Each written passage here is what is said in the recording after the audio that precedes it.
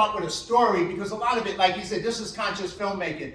And Hennon is a perfect example of somebody who is taken, you know, originally he started out with a book, he started out writing, then he started out producing, then he started out directing, and he made all that happen against all kind of odds. And he just found a way. And I think that's one of the lessons I think that you got to find a way to succeed. And I'm just going to share a couple of stories with you. I'm going to shift a little bit and share some stories, tell you a little bit about my background in the industry and how I got to where I am and maybe some lessons for you. But when I started out acting. I say I'm on my 7th lifetime and I'm hoping I have 2 more because I want to get 9 because if cats get 9, I should have 9. It's just only fair. So I'm on my 7th and you know, one of the ones that I was originally was I was acting back in New York, and I grew up in the South Bronx, and like Jeff mentioned, I'm a high school dropout, but I eventually went back 10 years later and went to college and got a degree and started acting.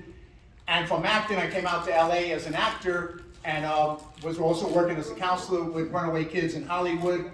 And one of my co-counselors started directing rap videos, and he said to me, "Hey, do you want to be my production manager?" And I said, "What's that?" And some of you may know what a production manager is, but I didn't at the time. And so he told me, and I went, "Oh yeah, that's easy, I can do that." So I started production managing his rap videos, and after a while, I kind of got over that, and I wanted to move further, and so I bluffed my way into a feature film as a line producer. So the line producer, if you don't know, is one of the hands-on producers. There's a lot of producers, you see them on titles. There's creative producers, there's executive producers. The line producer is the person who kind of manages it all, makes it happen, puts a schedule together, puts a budget together, supervises the hiring, manages the whole shoot. Some of you know this, right? Yeah.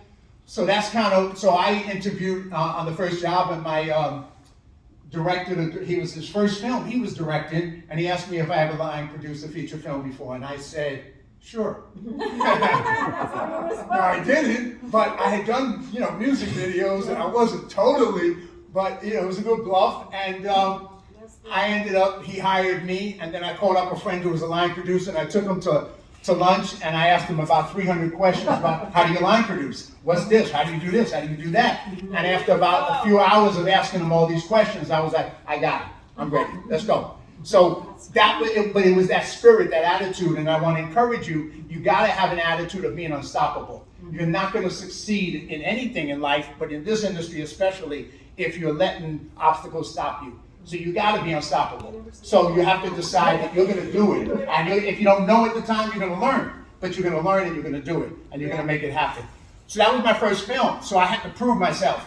So how do I, you know, I just read the script. I started breaking it down. I was learning how to do it. And in the script, we needed to shoot in New York, but we didn't have that big a budget. And so we couldn't shoot in LA and New York. So I had to find a solution as the line producer. So I was like, you know, one way we could make it look like New York is if I could shoot on the back lot of a studio.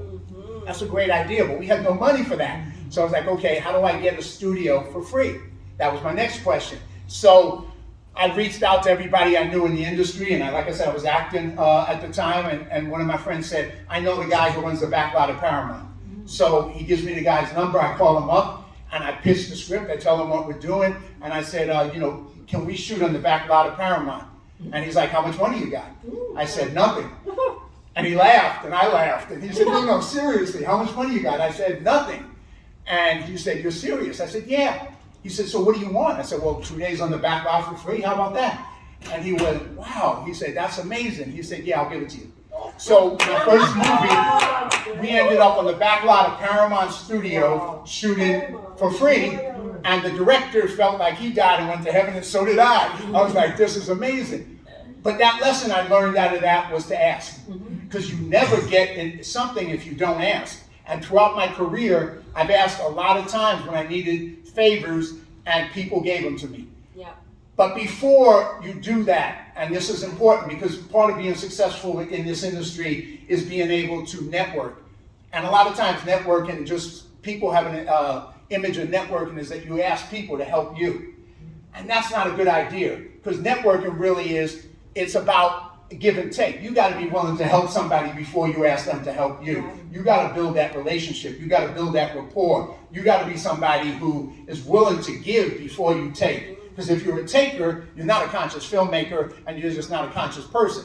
So you need to be able to give before you take, and build that relationship with people. What I always say in every movie that I've done, and I've been in some challenging situations, the first thing I do wherever I go as a line producer is I turn people into friends. And wherever I go, I turn them into family. And by doing that, by creating that relationship with people, people want to help you. People love to help their friends.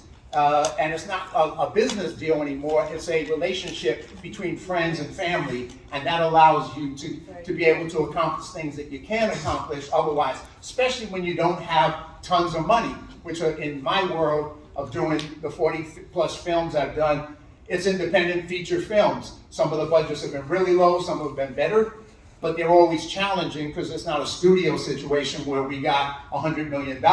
So we're trying to take what little we have and find a solution. So that's the other lesson that I offer for life, is that there's always a solution. Yeah. There's always a solution. And the only way you won't find the solution is if you give up. And if you give up before you find the solution. So a lot of times, and I go back to my first movie, my assistant director, who had done 10, 15 movies, I was on my first, we were trying to create a schedule for the movie, a 25-day shoot, and he created a schedule, and he came to me and he said, it's impossible. And at that point, when I heard the word, it's impossible, I went, well, for you it might be, but it's not impossible. So now I was challenged to show him a way to shoot this movie in 25 days that was going to be possible. And I didn't know the answer because I'd never done it before. But I had to figure it out because I set that goal that I was going to make the impossible possible. So I went and I told him, I'll be back in 2 hours. I'm going to Starbucks. I'm taking my computer. I'm going to work up a schedule. I'll come back and show you how we do it.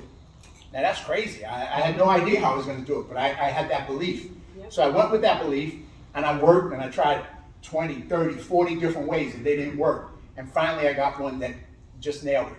Brought it back, brought him a latte, said, hey, here's a latte, look at the schedule, tell me if this doesn't work. He looked at it, he said, it's perfect, how did you do that? I said, because I didn't give up. It's that simple, it's that simple. And I think for everybody, in whatever endeavor you are in the industry, having that attitude, I say mindset is everything.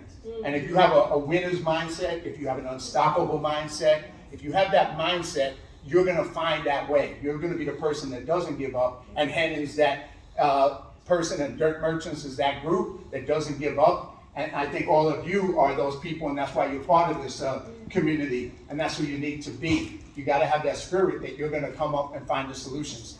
So I always see myself as a solution guy. When people have problems, they come to me, I'm going to find a solution. Even if I don't know it, I'm going to rely on other people because I don't think I'm smarter than everybody that I have the answers. But that's why we're part of a team.